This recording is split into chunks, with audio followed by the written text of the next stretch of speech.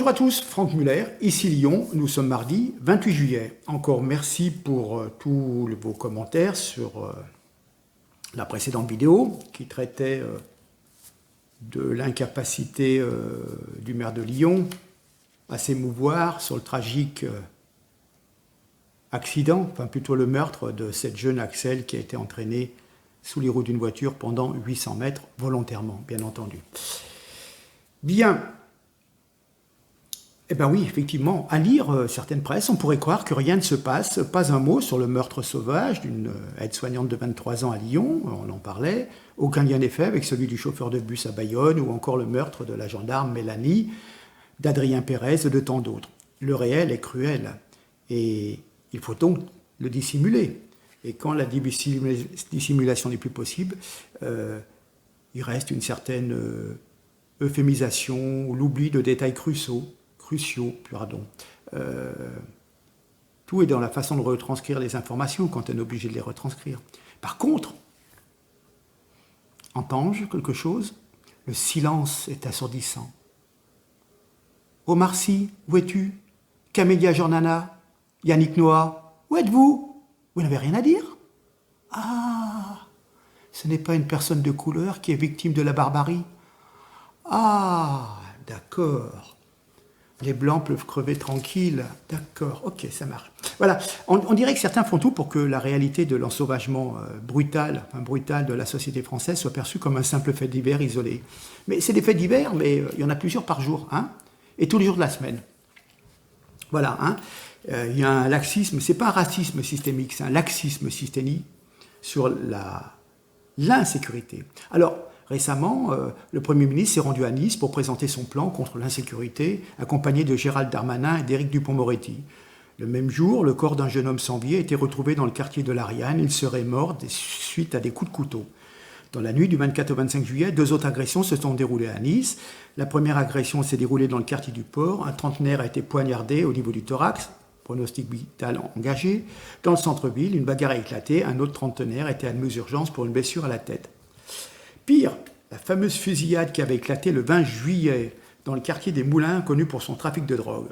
Mais Jean Castex a promis la création de 10 000 postes dans la police en 5 ans et va ordonner l'affectation de 60 policiers supplémentaires à Nice dans les semaines à venir. Oui, enfin, ça va être dans les 3 dernières années des 5 ans. Hein. Comme dans 2 ans, ils ne seront plus là. 2 ans et demi. Ben bon. Ouais. Bon. Ces mesures ne résoudront pas le problème, car depuis des décennies, il y a un laxisme systémique qui est mis en œuvre. Au titre de la politique de la ville, une centaine de milliards d'euros ont été déversés sur des quartiers sensibles pour rénover l'habitat et acheter la paix sociale. Mais à la place de la paix, on a obtenu des affrontements entre bandes rivales et une augmentation de la délinquance.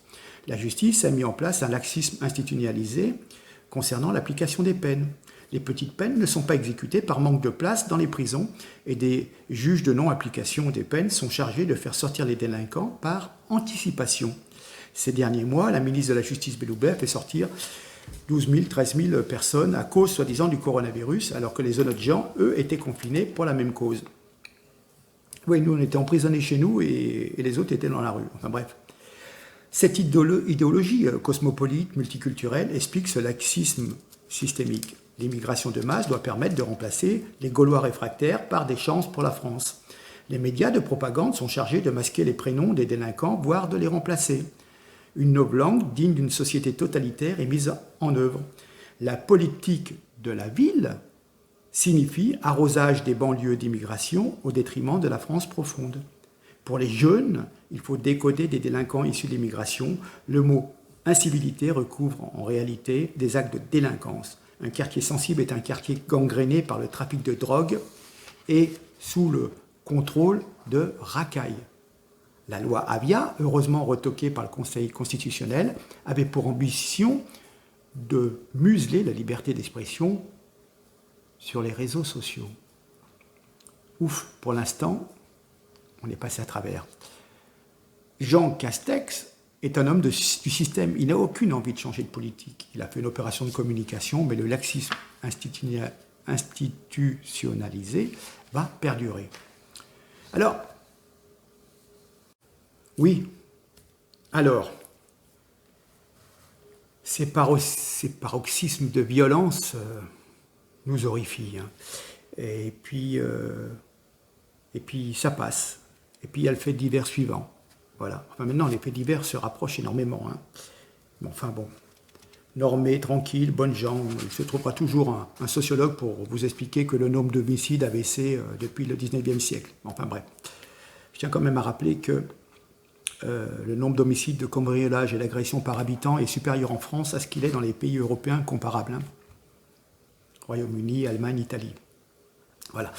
Alors, vous apercevez qu'il y a différentes nuances, hein, ce qu'on appelle d'ensauvagement. Hein. Vous avez l'automobiliste qui va insulter à tout va, le chauffeur qui lui va laisser crever sa victime sur un trottoir. Voilà. Pour les transports en commun, on va avoir un type hargneux qui va mettre ses pieds sur la banquette du métro, et puis des types qui vont tabasser le pauvre chauffeur de bus. Hein. Voilà. Il y a toujours une violence qui est plutôt de degré dans la violence, plutôt que la nature. La nature est la même, hein, cette individualisation, cet ensauvagement, avec des degrés de plus en plus forts et barbares. Donc voilà, hein, vous avez une dérive généralisée qui touche autant les gens, des gens bien que des racailles, une brave dame qui va être à vélo, qui va être sûre de son bon droit, et un type qui va râler dans un restaurant. Enfin bref, voilà. Il y a des comportements individuels et collectifs, et il y a des phénomènes très, très spécifiques. On s'aperçoit qu'il y a de plus en plus, effectivement, c'est des décennies d'individualisme forcené. Je fais ce que je veux, vous n'avez pas à me juger. Donc il y a des excès du contrôle social à une époque où le qu'en dira-t-on oppressait et quiconque n'entrait pas dans le rang. On est passé à l'oubli de l'évidence. Nous vivons en société, nos actes ont des conséquences sur les autres. Ce n'est pas un hasard si Philippe Monguillot, le chauffeur, était connu de ses collègues pour être un homme soucieux de son devoir et du respect des règles. Voilà. Qui enseigne encore aux enfants qu'on ne fraude pas dans les transports, car cela revient à faire payer ceux qui sont autour de soi? L'éducation. L'éducation, c'est ce travail incessant et difficile pour apprendre à un individu, peu à peu, à maîtriser ses pulsions et comprendre qu'il n'est pas le nombril du monde. Dans une société consumériste qui valorise les pulsions, la satisfaction immédiate des désirs et la sacro-sainte émotion, ce long travail de civilisation a des airs désuets. Puis, toujours cette histoire depuis des années, ça s'accentue, on laisse bafouer l'ordre républicain. Donc, face à l'impunité des trafiquants, celui qui tente de gagner honnêtement sa vie et refuse de tricher passe vraiment pour un tocard. Et de l'autre côté de l'échelle, l'impression qu'une oligarchie s'arroge tous les droits et instrumentalise les règles à son profit achève de tuer toute forme de cohésion sociale. Le respect des lois naît de la conscience d'appartenir à un peuple qui les a délibérément établis. C'est une sorte de vivre ensemble. Voilà. Mais c'est cela même qui disparaît en fin de compte, réduisant trop souvent ce pays à l'état de jungle, laissant chacun dans un état de malaise, de dégoût. Il faut recouvrir ce sentiment de dignité individuelle et collective, mais est-ce encore possible?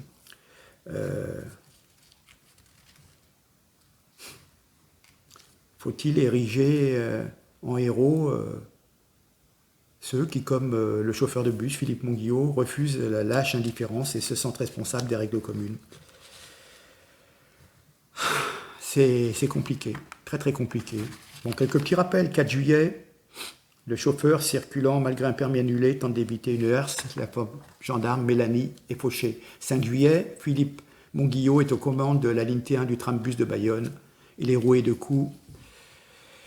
Et voilà, 14 juillet, un sapeur-pompier qui intervient sur un feu de véhicule prend un tir, une balle dans le mollet. 15 juillet, armé d'un couteau, une mère de famille de Cavaillon se rend à la cité pour exiger que le chef du point de vente du deal qu'il arrête de faire travailler son fils. Elle est prise à partie par le dealer et sa bande, bousculée, délestée de son téléphone et sa voiture est vandalisée. 19 juillet, le Blanc-Ménil, j'en avais parlé la dernière fois, un homme muni d'un sabre et d'un fusil se dirige vers l'église de la ville. Il a menacé des passants, crie Allahu Akbar et c'était le veilleur d'une boîte de nuit qui l'a arrêté. Voilà. Le 19 juillet, revenons-en, 4 jeunes femmes quittent une fête à Lyon, écrasent un chien, Axel tente d'empêcher la voiture de repartir. la voiture des amis de ces femmes, et ses amis s'interposent, renversent Axel, elle est traînée au sol sur 800 mètres et meurt.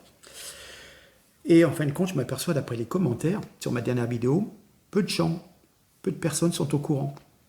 Ceux des réseaux sociaux, oui, mais des personnes m'écrivent en me disant, mais si j'en avais pas parlé à ma mère, ma tante, etc., à ma famille, qui ne sont pas sur Facebook ou autre, personne n'est au courant, voyez, puisque les médias, pas d'amalgame, hein. Voilà. 20 juillet, une voiture circulant à Aubervilliers renverse une filleute projetée à 13 mètres au lieu du studio du choc. Le chauffeur prend la fuite, l'enfant décède de ses blessures vers 22h, une enquête est ouverte. Tiens, un truc sympa, une armurerie de chasse, Passion Chasse, à Glazé, à côté de Villefranche, dans le Rhône, cambriolée. 150 armes ont été dérobées par une équipe qui semble être expérimentée. Voilà, les malfaiteurs auraient découpé le toit, puis une chambre sécurisée au moyen d'une disqueuse. Voilà.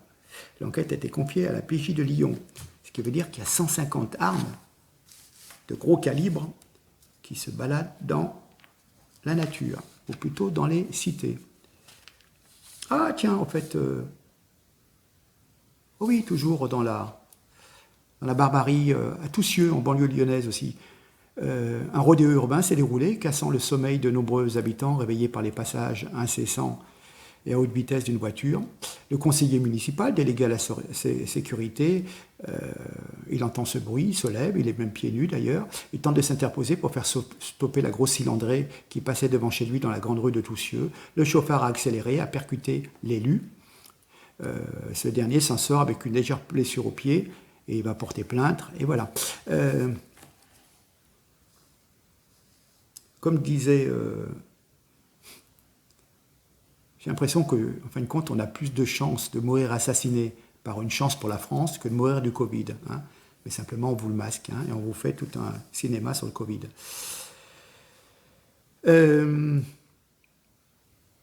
D'ailleurs, justement pour revenir sur Axel, la pauvre Axel, vous avez vu les organisations féministes? Personne n'en parle. Personne n'en parle. Je vais vous expliquer pourquoi.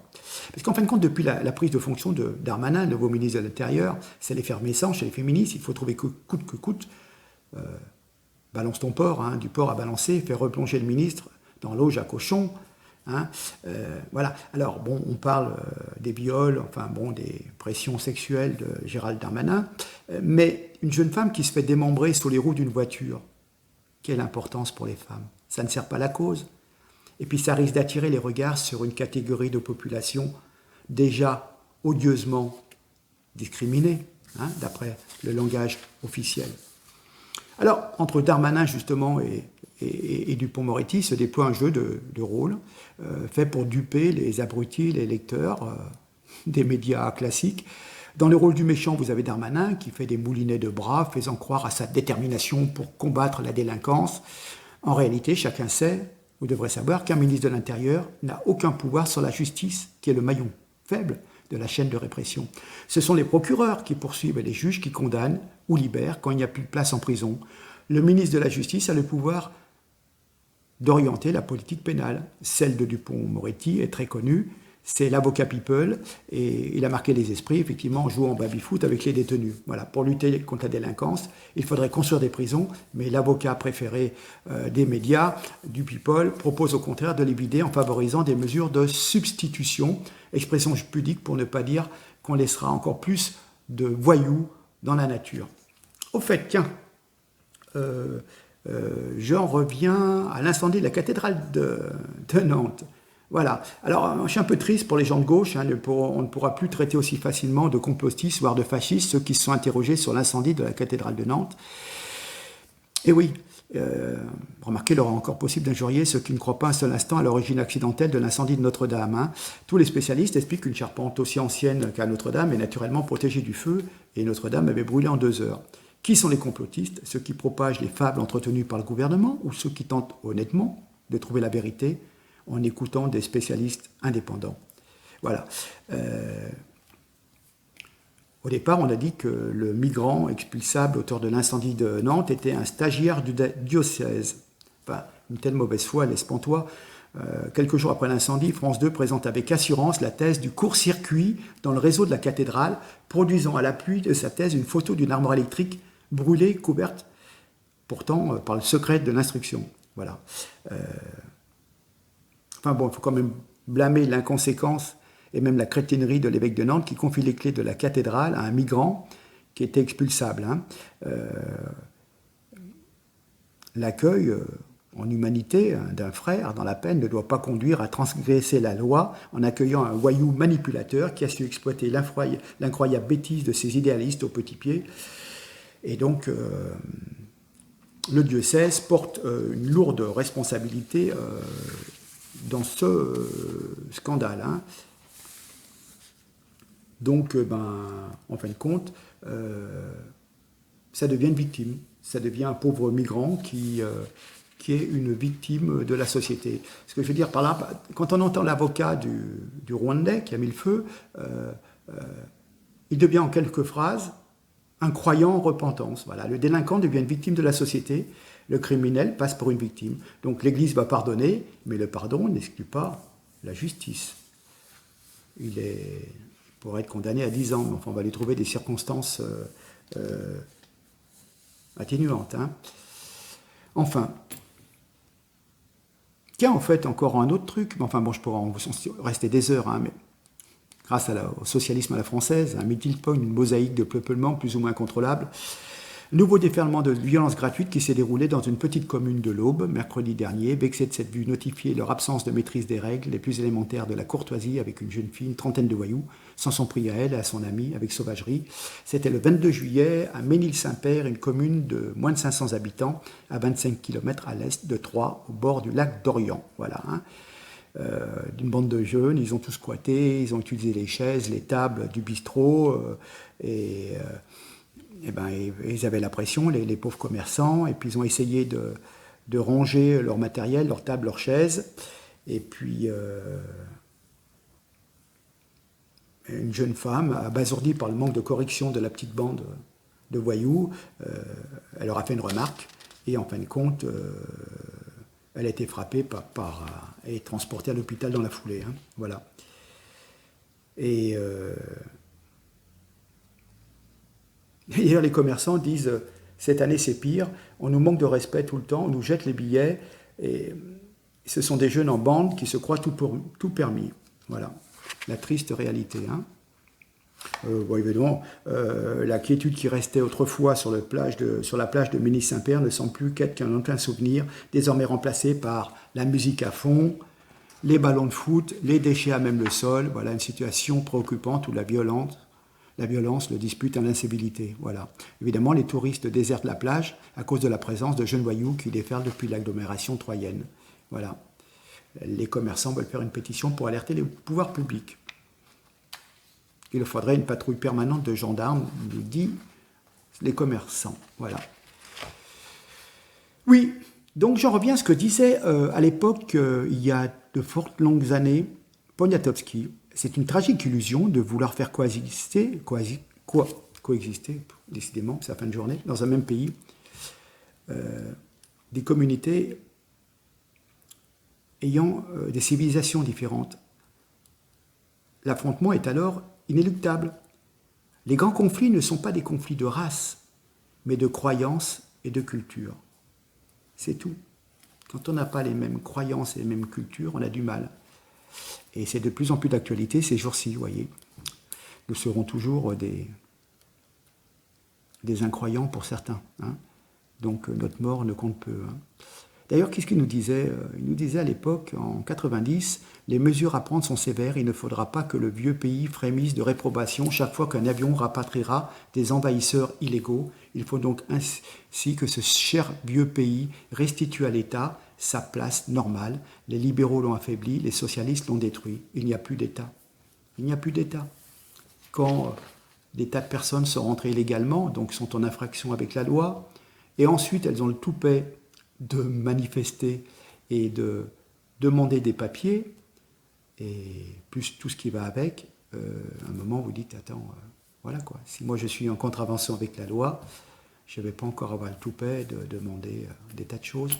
Voilà, enfin bon, sur Lyon, c'est pareil, dans des quartiers, carrément maintenant, les migrants agressent les CRS, etc. C'est de la folie, quoi, c'est de la folie. Plus d'État. Bon, vous allez voir, on va avoir de bons jours, là, encore pendant un an et demi, ça va donner, là.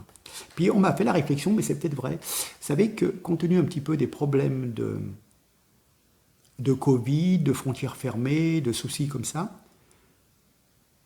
certains jeunes de certaines communautés ne peuvent pas partir en vacances au bled. Et ben du coup, ils font des conneries en France. Vous voyez, enfin, ils en font déjà le reste de l'année, hein, on est d'accord. Mais là, il fait chaud, ils sont désœuvrés et tout. Ils ont un peu la rage de ne pas pouvoir partir. Et du coup, on enchaîne les bêtises. Vous voyez, c'est ce qui rajoute encore en plus. Voilà. Puis en plus, compte tenu qu'en dessous de 2 ans de condamnation, on fait passer peine. Et puis c'est presque... Le fait d'être condamné, de passer au tribunal, dans certains quartiers, c'est un titre, vous voyez. J'ai été condamné. J'ai été inculpé 10 fois, 15 fois. C'est à celui qui en a le plus, vous voyez. C'est comme le baccalauréat. Vous voyez ce que je veux dire? Voilà, comme ça je peux, quand j'arrive au quartier, ouais, moi, les keufs, ils m'ont serré, mais vous voyez ce que je veux dire? Voilà. Donc plus vous êtes condamné, plus vous êtes gradé dans le clan. Voilà ce que je peux vous dire. Et oui, inversement des valeurs, tout à fait, c'est ça. Bon, allez, je vous laisse. C'était un petit peu plus philosophique cette fois-ci, mais toujours sur la tragédie malheureusement, de la disparition de la France, carrément, hein, de la nation française. Voilà. Bon, écoutez, merci. Vous partagez? Allez, je compte sur vous, et puis moi je suis toujours là.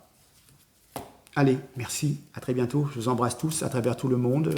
J'ai vu qu'il y avait encore des nouveaux, Porto Rico, qui viennent se rajouter, au Mexique, au Nevada, à la Thaïlande, à l'île de la Réunion, Belgique, Luxembourg, etc., etc., etc. Merci, merci à tous. Au revoir.